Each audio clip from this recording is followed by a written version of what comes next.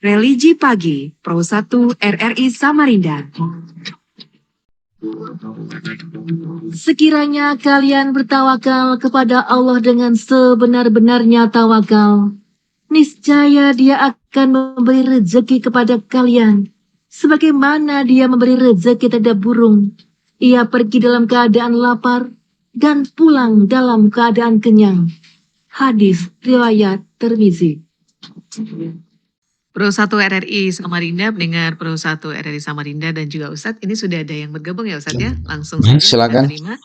Pak Aryan di Balikpapan, Ustadz, beliau mengatakan tadi yang tergambar dalam Quran Surah Al-Baqarah ayat 155 hingga 156, ujian kepada umat Nabi, seperti yang saat ini katanya Ustadz gagal panen, sehingga tentu mengakibatkan kerugian bagi para petani dan ini terus-menerus terjadi sehingga harus mengimpor beras. Katanya Ustadz, bagaimana situasi ini terus terjadi polemik-polemik seperti ini, padahal memang sudah kerap kali terjadi.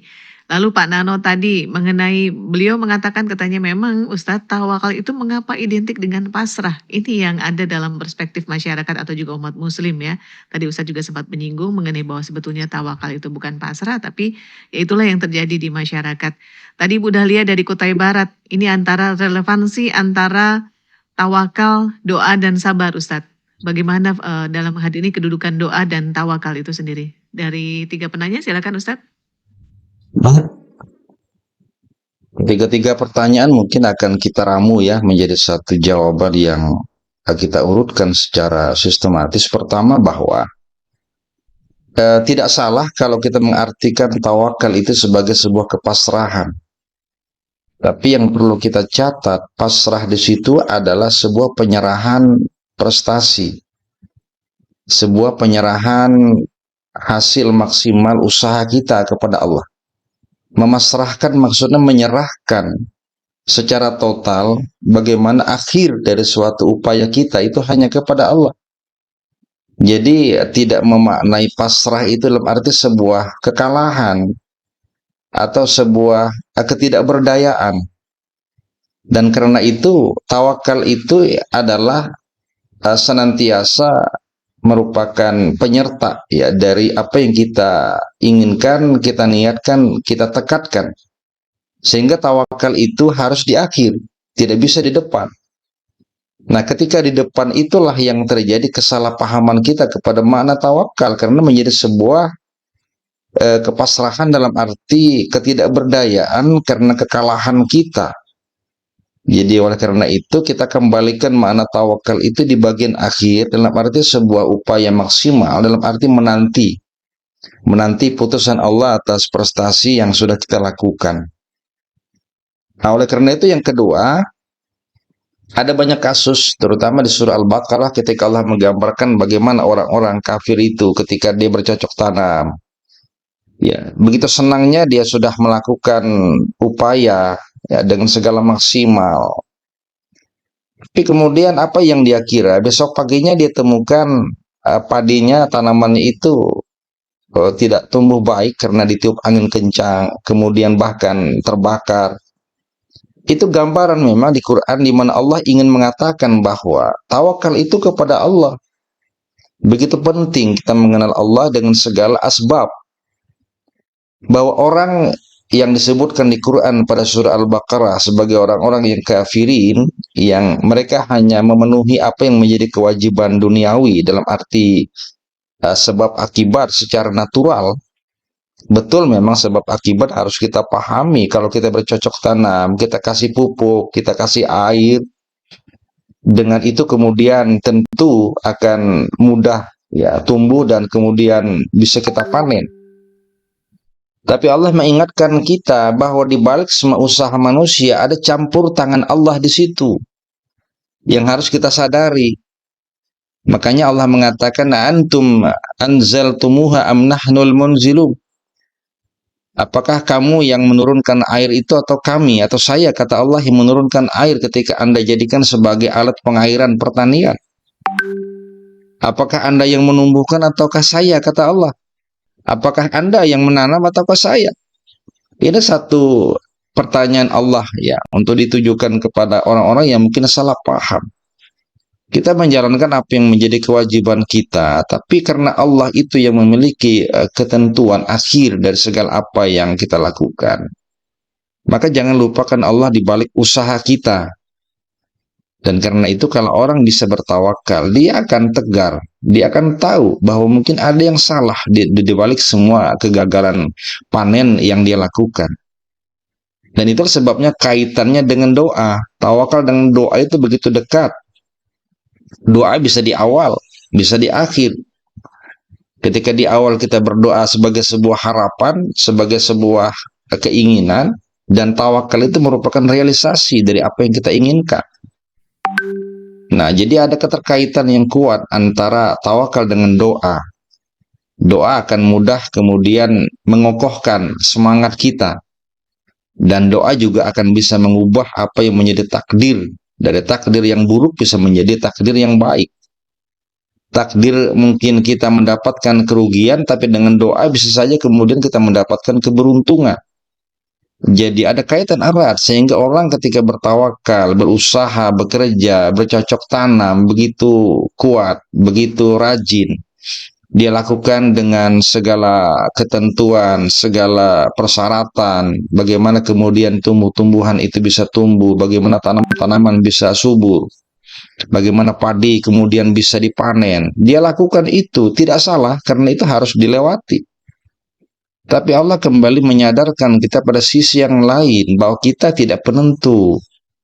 Itu sebabnya ketika orang berharap bahwa besok dia akan bisa panen, ternyata apa yang terjadi? Tanaman padinya itu mati. Tanaman padinya tidak tumbuh, bahkan terbakar, sebagaimana yang Allah katakan pada surat Al-Baqarah. Ini gambaran bahwa begitu penting, karena tawakal itu menumbuhkan bagaimana kita bisa berprasangka baik kepada Allah. Allah tahu akan apa yang bakal kita dapatkan dan bakal yang kita lakukan, bagaimana kesudahannya. Dan kalau kita sudah bisa berprasangka baik, maka apapun yang Allah berikan, itulah yang terbaik. Dan yakin saja, Allah akan mencukupi kalau kita sudah bertawakal kepada Allah. Wa may yatawakkal 'ala Allah fa huwa hasbuh. Allah yang mencukupi. Qad ja'alallahu likulli syai'in qadara, karena semua itu ada takaran, ada ukuran.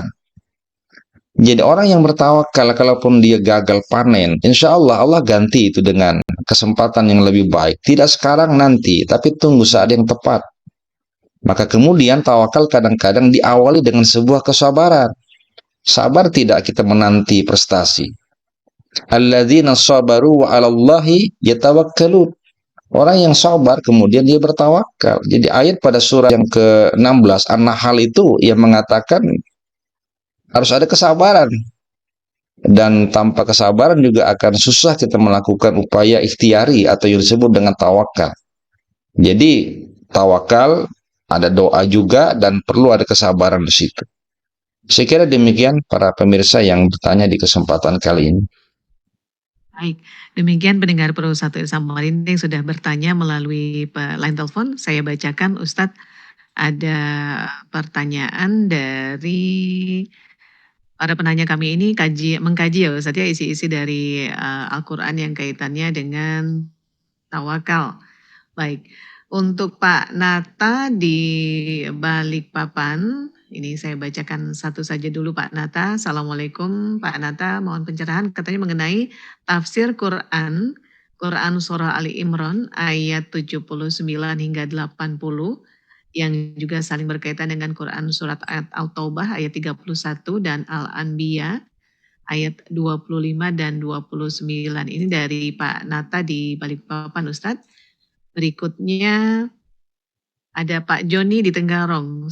Oke, tafsiran tentang beberapa ayat yang terkait dengan tawakal ya, itu di Quran itu ada kurang lebih 30 ayat yang bicara soal tawakal. Dan perlu kita garis bawahi bahwa Al-Quran menggunakan ungkapan kata tawakal itu bahkan tidak pernah dalam bentuk kata benda. Semuanya disebutkan dan datang dalam bentuk kata kerja. Itu menunjukkan bahwa tawakal itu proses. bukan sebuah kemandekan, bukan sebuah kepasrahan tanpa ada upaya. Jadi kalau orang pasrah menyerah tanpa upaya itu namanya konyol, bukan tawakal. Dan dalam pengertian modern disebut dengan pesimistik ya atau pesimisme.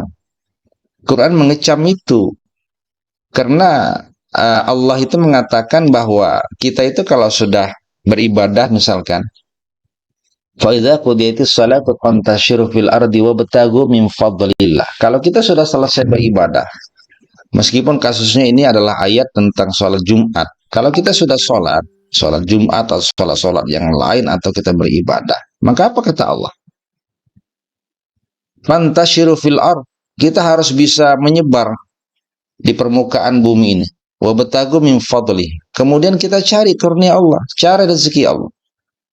Jadi bahwa ibadah itu penting, tapi kemudian mencari upaya untuk melengkapi dan memenuhi kebutuhan hidup itu juga hal yang penting, sama pentingnya. Makanya di beberapa ayat yang lain keseimbangan itu menjadi semangat penting Al-Quran. Wabtagi fima atakallahu darul akhirah. Carilah kemudian kebahagiaan kehidupan akhirat dengan cara apa? Cara kita beribadah, beramal. Kita sholat, kita puasa, kita zakat, kita haji, ibadah.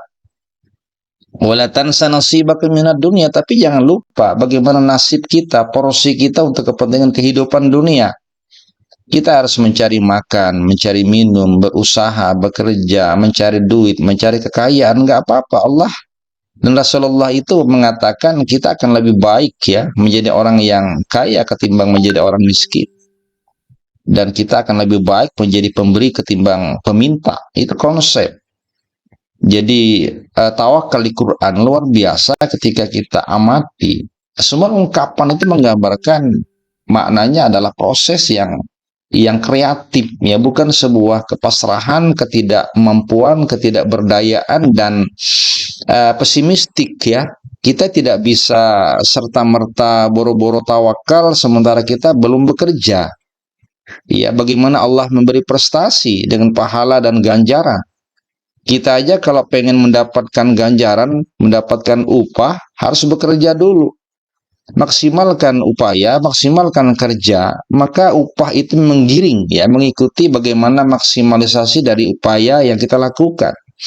Jadi kerja kita maksimal, upah juga akan maksimal. Tapi kalau kerja kurang, malas-malasan, bahkan tidak bekerja, maka tidak ada upah yang bakal diterima oleh seseorang. Jadi Al-Quran begitu hebat untuk menggambarkan bahwa dalam dan dibalik kata-kata tawakal itu sebetulnya mengandung unsur kreativitas. Dan itulah yang disebut dengan prestasi hidup kita di hadapan Allah Subhanahu wa Ta'ala. Saya kira demikian, Pak. Baik, terima kasih. Sudah dirangkum tadi untuk para penanya yang bertanya terkait kajian surah mengenai tawakal. Kita jeda dulu, pendengar Pro 1 Samarinda. Silakan, setelah ini kami undang Anda kembali 0541 736 566 743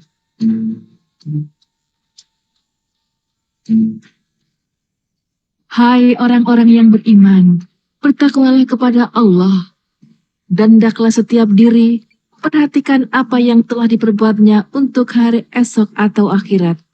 Dan bertakwalah kepada Allah, sesungguhnya Allah Maha mengetahui apa yang kamu kerjakan. Quran Surat Al-Hasyr ayat 18. 97,6 FM Pro 1 RRI Samarinda. Baik, pendengar Pro 1 RRI Samarinda, kita masuki sesi kedua untuk Anda yang akan bertanya kepada kami. Silakan sampaikan di 0541 736 566 743 495 di pesan WhatsApp. Ada Pak Ahmad Riyadi, saya menyapa. Waalaikumsalam Pak Ahmad Riyadi, terima kasih sedang menyimak acara ini. Saya lanjut Ustadz, ada penanya berikut. Silakan. Silakan, Assalamualaikum. Terima kasih Pak Ahmad Irwan, ini terkait zakat Ustadz, tapi dari hasil panen sayuran ya. Apa yang harus dizakatkan? Baik. Setelah Pak Ahmad Irwan, saya nantikan 0541 736 566 743 495 atau di pesan WhatsApp kami 0811 554497. Kembali saya buka yang berikut. Assalamualaikum. Waalaikumsalam warahmatullahi wabarakatuh. Pendengar, tema kita di pagi ini adalah bertawakal itu berprestasi ya. Ya, silakan yang berikutnya. Salah ada lagi yang bergabung 0541736566 7434495. Baik. Satu lagi. Assalamualaikum. Waalaikumsalam warahmatullahi wabarakatuh. Kami cukupkan dulu penelpon. Jika masih ada waktu kami akan buka sesi berikutnya. Baik, saya lanjut ke Ustadz Iskandar. Ada 3 penanya. Tapi ini terkait zakat Ustadz. Yang pertama tadi Pak Ahmad Irwan, zakat hasil panen sayuran. Baru saja dari Ibu Farida di Palu. Beliau ingin disampaikan juga terkait zakat apa saja. Yang terakhir hamba Allah di Luajanan. Kalau dalam kondisi sakit, memang tidak bisa berusaha apapun, apakah harus bertawakal? Itu dari 3 penanya, Ustaz, silakan. Ini soal pertama terkait dengan zakat ya, bahwa ada hadis Rasulullah Sallallahu Alaihi Wasallam itu mengatakan bahwa apa yang harus kita zakatkan, ya, komoditi apa yang akan kita zakatkan sebagai hasil kita, tanam-tanaman ya, berupa biji-bijian, kemudian buah-buahan dan termasuk sayur-sayuran. Jadi sayur itu kalau menurut pendapat salah satu imam, terutama Imam Hanafi atau pendapat dari kalangan Abu Hanifah, itu memang termasuk yang dizakatkan, tapi pada imam yang 3 yang lain itu tidak masuk ya. Kenapa? Karena zakat itu sesuatu tanam-tanaman yang dizakatkan itu adalah tanam-tanaman yang memang pertama bisa disimpan dalam waktu yang lama. Jadi kayak gandum, kurma, kismis gitu kan. Termasuk beras. Jadi kiasnya dari gandum itu adalah makanan pokok, maka di kita beras. Jadi tanaman padi. Padi itu dizakatkan. Dia bisa disimpan dalam waktu yang lama. Tidak mudah kemudian busuk. Nah, kalau sayur itu kan busuk. Jadi hanya Imam Abu Hanifah yang mengatakan ada zakatnya untuk sayuran, tapi 3 imam yang lain itu mengatakan tidak ada zakat. Karena tadi itu benda atau barang yang mudah busuk, tidak bisa bertahan lama. Dan ya besarannya sesuai dengan ketentuan dari zakat tanam-tanaman, ya 10%. Oke. Nah, kemudian terkait dengan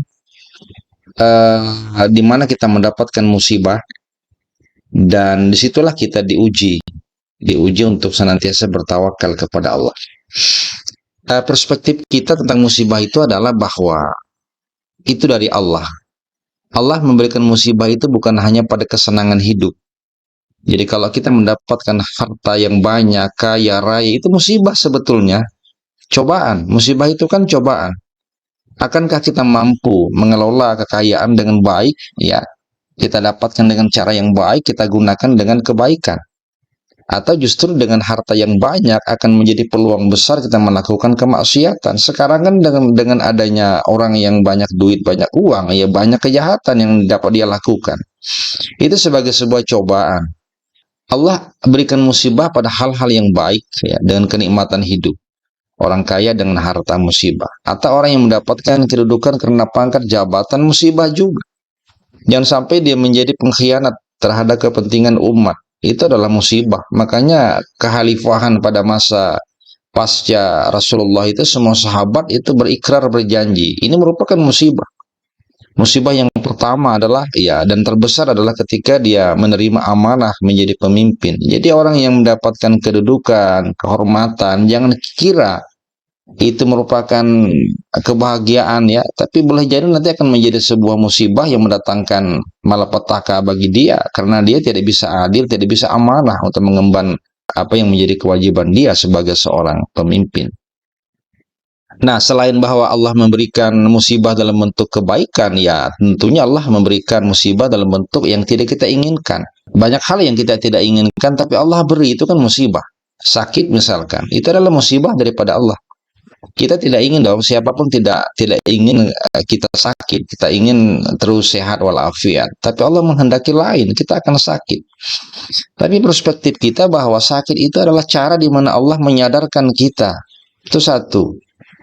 Kita mungkin lupa selama ini, selama kita sehat, ya, walafiat, dengan kaya raya, dengan kenikmatan hidup.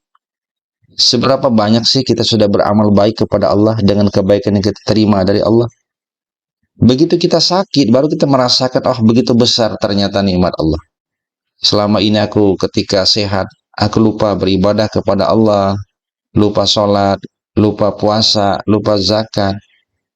Maka dengan sakit itu Allah membangkitkan kesadaran kita.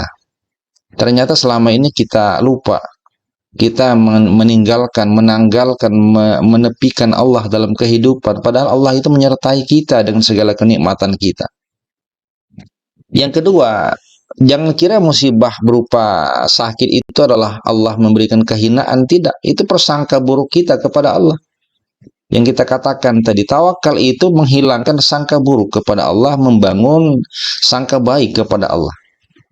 Jangan kira kita sakit, Allah itu murka. Tidak, Allah sayang kepada kita. Dengan cara itu Allah menyayangi kita. Jadi orang sakit itu adalah kekasih Allah. Itu sebabnya maka Rasulullah itu mengatakan bahwa kalau orang ditimpa sakit, bukankah itu merupakan bukti Allah cinta kepadanya?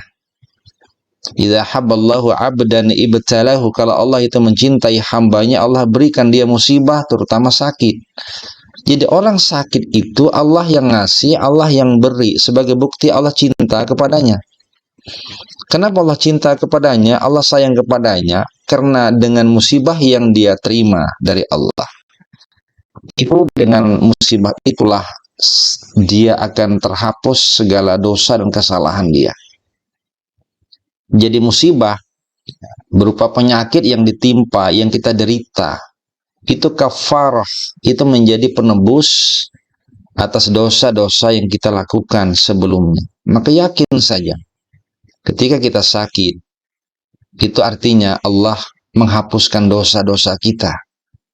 Dan kita akan tersadarkan kembali kalau kita sudah sehat, kita akan tidak mengulangi untuk kedua kalinya bahwa kejahatan itu adalah kita tinggalkan dan tidak kita kerjakan lagi. Itu yang menjadi penting dalam perspektif kalau kita menderita, kalau kita sakit, bukanlah itu sebuah kehinaan atau murka Allah, tapi Allah justru sayang kepada kita dan kita tersadarkan untuk kembali melakukan kebaikan yang lebih banyak kepada sesama dan kepada Allah Subhanahu wa Ta'ala. Demikian saya kira Ibu.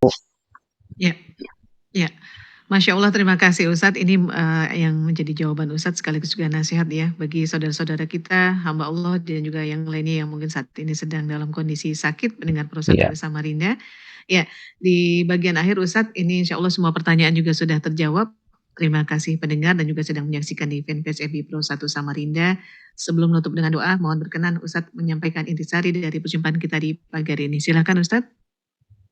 Jadi para pendengar dimanapun berada, jadi tema kita hari ini berkenaan dengan tawakal kita kepada Allah. Kita mencoba memahami kembali dengan pemahaman yang benar bahwa hidup ini adalah perjuangan bagaimana kita meraih kebahagiaan hidup. Ya, salah satunya dengan cara kita mendapatkan kenikmatan hidup, dan itu harus kita lakukan dengan cara kita bekerja, berupaya semaksimal mungkin. Maka tidak ada prestasi tanpa usaha. Dan tawakal itu sesungguhnya adalah menanti prestasi yang baik. Maka maknailah tawakal sebagai sebuah upaya maksimal mengakhiri kerja keras kita, dan Allah akan memberikan apa yang terbaik buat kita. Dan karena itu kita harus senantiasa berprasangka baik kepada Allah atas putusan Allah, karena Allah senantiasa sayang kepada hambanya. Di mata kita mungkin itu merupakan sebuah musibah, sebuah malapetaka. Tapi di mata Allah itu cara di mana Allah mengangkat harkat, martabat, kedudukan, dan bahkan cara Allah untuk membahagiakan kita di masa-masa yang akan datang. Mudah-mudahan hanya kepada Allah kita bertawakal, dan cukuplah Allah yang menjadi penggenap dan penyempurna atas segala kekurangan kita. Bismillahirrahmanirrahim. Alhamdulillahirabbil alamin. Allahumma shalli ala sayyidina Muhammad. Allahumma faqihna fid din wa 'allimna ta'wil wa razzuqna istiqaman fahman innaka ala kulli syai'in qadir. Allahumma ja'al hayatana kullaha laka wa bika wa fi ta'atik. Rabbana atina fid dunya hasanah wa fil akhirati hasanatan wa qina azabannar. Wa sallallahu ala sayyidina Muhammad wa ala alihi wa sahbihi wa sallam. Walhamdulillahirabbil alamin. Sekian, assalamualaikum warahmatullahi wabarakatuh. Dengar Pro 1 RRI Samarinda, demikian tadi narasumber kami dari UINSI Samarinda, Ustadz Dr. Iskandar MAG, bertawakal itu berprestasi. Kita akan lanjut di sesi berikutnya, Sapa Pagi Lintas Samarinda Pagi.